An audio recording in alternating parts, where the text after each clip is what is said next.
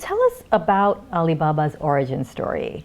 So, as you know, Alibaba was founded by Jack Ma, and Jack Ma he was an English teacher, actually. So he was born and raised in Hangzhou, China, never actually studied abroad, but he did have a very interesting life experience.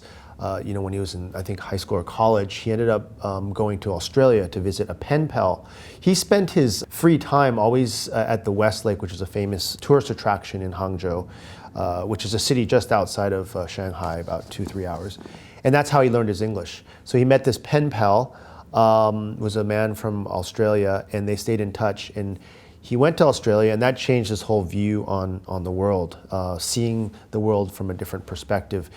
And since that time, he grew up speaking very good English, but very curious about other perspectives, so to speak. And so I think that the language allowed him to understand kind of international trade and these things that were happening, but he also discovered the internet on a trip to the United States.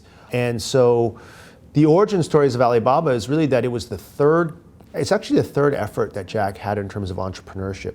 He had a translation company. He started the first Chinese internet company called China Yellow Pages, or China Pages, and then Alibaba was his third attempt at that. It's interesting that someone with his background, no technology background, someone, as we all know, who actually failed his college exam multiple times, ended up becoming one of China's most influential entrepreneurs in the tech space.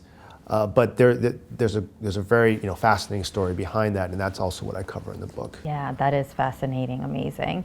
And you were employee number 52. Yeah. So you were there really practically from the beginning. Yeah, we were in the apartment, yes. So which apartment is that? Was that So, Jack started the company in his home, which was an apartment. They didn't have garages there. They started the companies in apartments. But 1999, it was very early days. 8 million internet users in China at the time. The per capita income was $800. China constituted less than 1% of the world's e-commerce transactions. Frankly speaking, most people didn't think that China would develop at the rate that it did, given the base that it was working from. And so, that was sort of the situation at the time, yeah.